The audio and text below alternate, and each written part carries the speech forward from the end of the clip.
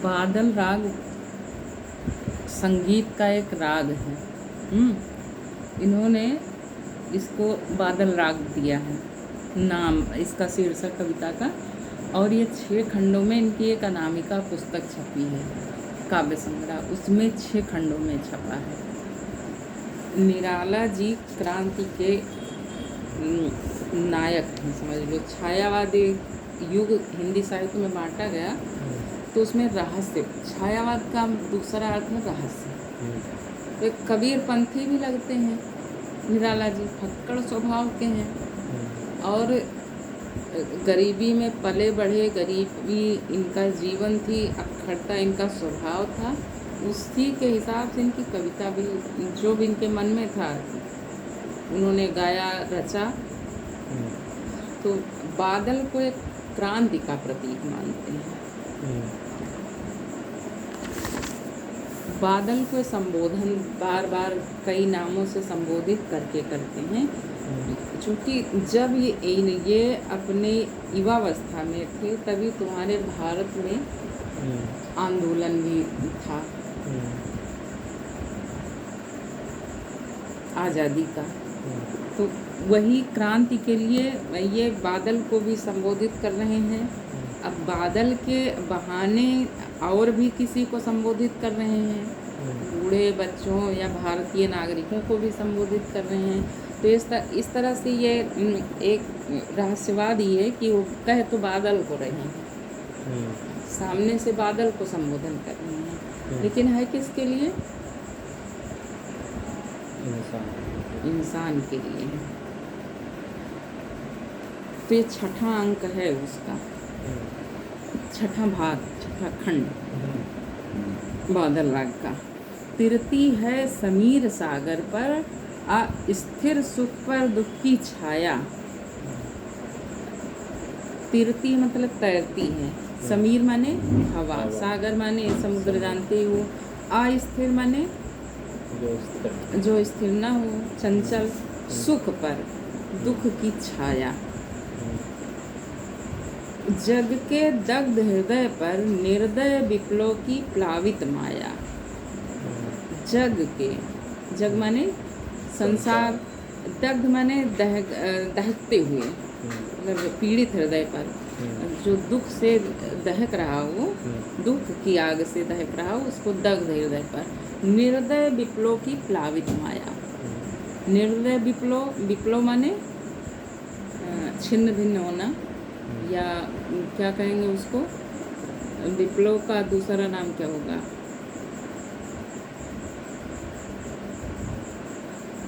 नाम ये नहीं याद आ रहा है विप्लव का। प्लावित माने तैरती हुई या उफान मारती हुई माया। निर्दय विप्लव की प्लावित माया, जो खिन्नता है, छिन्नता भिन्नता है, या जो भी नष्ट हो चुका है, उसकी उफनती हुई माया। यह तेरी रणतरी, यह तेरी रणतरी भरी आकांक्षाओं से, घन भेरी गर्जन से सजग सुप्त अंकुर। यह तेरी रणतरी भरी आकांक्षाओं से, जैसे युद्ध के लिए कोई तैयार होता है कि हम अब इसका हम खंडन करेंगे या इसका हम मुंह तोड़ जवाब देंगे, अगर उसके लिए कोई तैयार हो जाता है, तब जो उसके पीछे आगे पीछे लोग होते हैं उनको जो सुख मिलता है, वही घन भेरी गर्जन से सजग सुप्त अंकुर। घन माने बादल, भेरी गर्जन। अब वो जब गर्जना करते हैं तो लगता है कि रण भेरी, मतलब युद्ध का बिगुल बज रहा है। और उससे क्या होता है? सजग सुप्त अंकुर, अंतर में या अंदर में जो क्रांति की ज्वाला छिपी हुई है वो अंकुर बनके बाहर आती है। जैसे बारिश के पहले जितने अनाज होते हैं, आलू है, सब में अंकुर दिखाई देने लगते हैं। तो उससे लगता है कि क्रांति होने वाली है, अब कुछ नया होने वाला है। अब बादल बरसेगा तो धरती फिर हरियाली, धरती पे हरियाली आएगी। अब वो अपना सिर उठा रहे हैं धीरे धीरे, जो दबे कुचले हैं, अंदर छिपे हुए हैं। तो इन्होंने क्रांति को ही वो किया है बादल के बहाने से। उर्मे पृथ्वी के आशाओं से नवजीवन की ऊंचा कर सिर, उर्मे पृथ्वी के हृदय में आशाओं से नवजीवन की आशा से ऊंचा कर सिर ताक रहे हैं। अय विप्लव के बादल, हे विप्लव के बादल, हे क्रांति के बादल, वो आपको ताक रहे हैं। फिर बार बार गर्जन, वर्षण है मूसलाधार, हृदय थाम लेता संसार। मतलब उससे जो क्रांति के समय कहीं भी युद्ध होगा तो कुछ नुकसान तो होगा ही, उसमें जो आवाज़ आती है उससे भी लोगों को तकलीफ तो होती ही है, लेकिन उस दुख के बाद जो सुख मिलने की आशा से भरा हुआ है वो दुख को कम कर देता है। कि तड़ तड़ तड़ तड़ तोपें दग रही हैं, उसके बाद भी आपको सुख लगेगा कि चलो तोपें दग रही हैं, लेकिन इसके बाद हमें स्वतंत्रता मिल जाएगी। हम युद्ध कर रहे हैं लेकिन हम जीत जाएंगे, तो तब तो हमें सुख मिलेगा। तो वही बार बार गर्जन, जो गर्जन तड़तड़ाहट होती बिजली की, बादल की गड़गड़ाहट, उससे डर लगता है। लेकिन वर्षण है मूसलाधार, मूसलाधार जब बारिश होने लगती है तो भी डर लगता है। हृदय थाम लेता संसार, सुन सुन घोर वज्र हुंकार।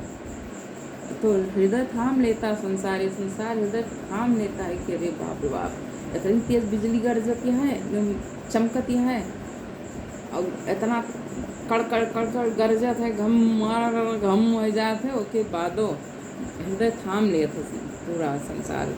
लेकिन असनिपात से शापित उन्नत सत वीर, असनिपात माने वज्रपात से, शापित माने जो साप के भुक्त भोगी हैं, उन्नत माने उठे हुए सत वीर, सौ वीर, छत विछत हत अचल शरीर, गगन स्पर्शी स्पर्धा धीर।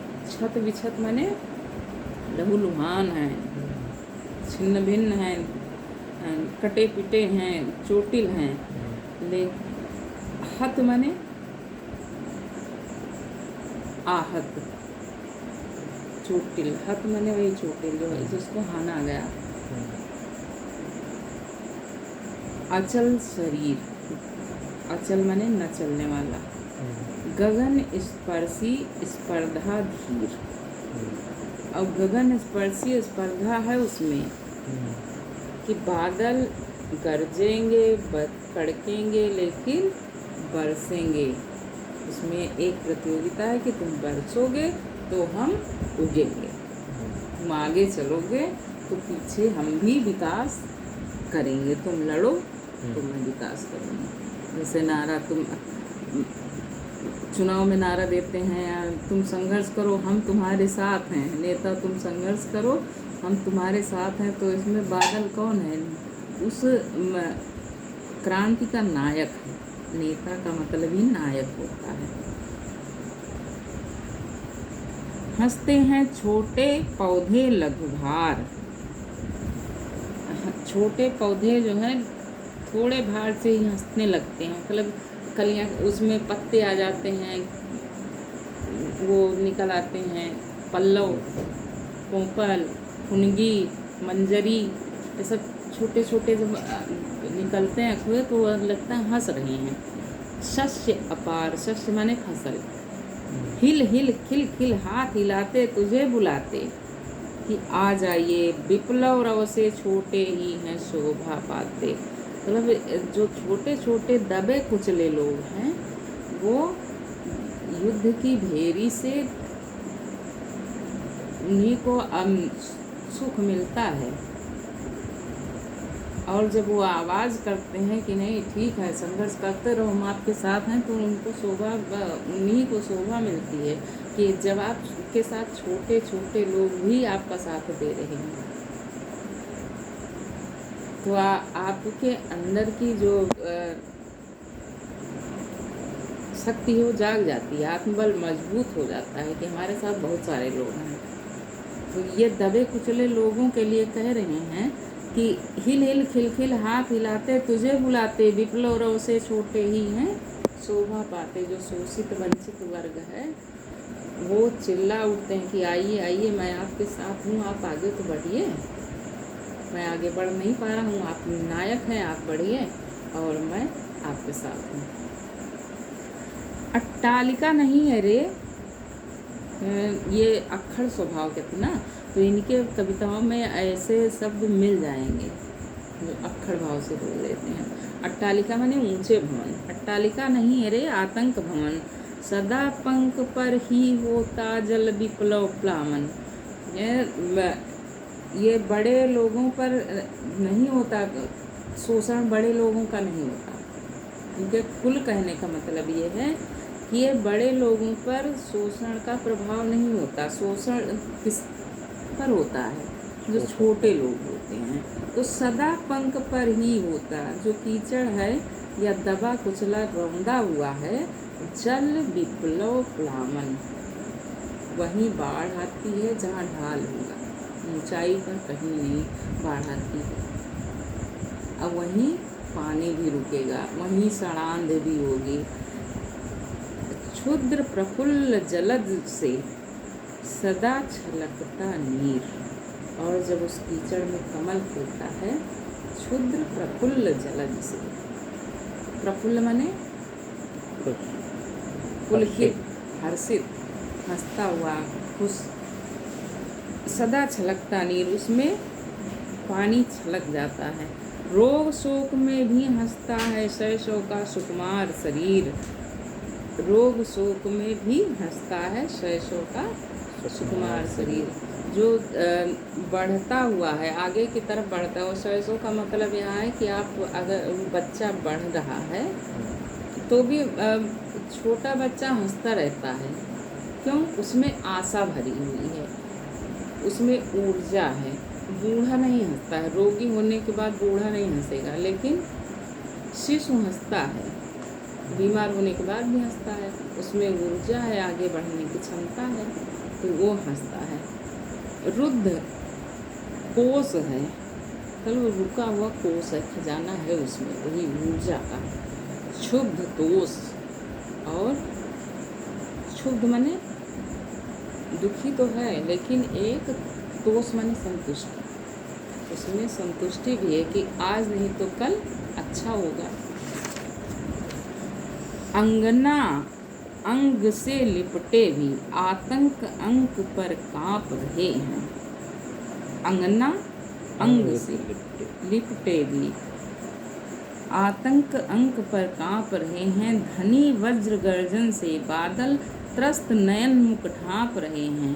जीर्ण बाहु है शीर्ण शरीर, तुझे बुलाता कृषक अधीर। अय विप्लव के वीर, चूस लिया है उसका सार, हाण मात्र ही है आधार, अय जीवन के पारावार।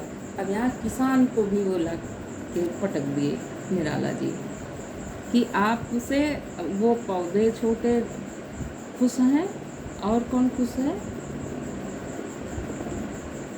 छोटे किसान। बड़े लोग अंगने में हाँ, लिपटे। अंगना अंग से, हाँ अंगना के यानी अंगना अंग से लिपटे भी आतंक अंक पर कांप रहे हैं। कुछ नहीं उनके पास, लेकिन डर से वो कांप रहे हैं। क्यों भाई? कुरियो मड़ा नहीं उनके मजबूत, राशन पानी भी नहीं है उतना, पैसा कौड़ी भी नहीं है, लेकिन अब कांप रहे हैं। धनी वज्र गर्जन से बादल, धनी कौन है? वज्र गर्जन से बादल धनी है। त्रस्त नयन मुख ढांप रहे हैं। अब जब धनी व्यक्ति को देखते हैं, धनी बादल को देखते हैं, बादल क्या देगा उनको? बरसेगा तो उनके खेतों में हरियाली आएगी, तो उससे वो खुश हो रहे हैं, मुंह ढाँप रहे हैं। जीर्ण बाहु हुए सीर्ण शरीर, मतलब जीर्ण मैंने हाथ में दम नहीं है, शरीर सूखा हुआ है। तुझे बुलाता कृषक अधीर, किसान तुम्हें अधीर होकर बुलाता है। अय विप्लव के वीर, मतलब तूफान के वीर, चूस लिया है उसका सार, हाण मात्र ही है आधार। अय जीवन के पारावार, उस किसान का सारा कुछ चूस गया है, उसके पास केवल हाण मात्र है और कुछ नहीं है, धन वैभव कुछ नहीं है, ऊंची अट्टालिकाएं नहीं है। अय जीवन के पारावार, जीवन को पार लगाने वाले बादल तुम्हारा ही सहारा है। तो क्रांति के वीरों जागो और क्रांति की दिशा में चल पड़ो, बादल के लिए है संबोधन।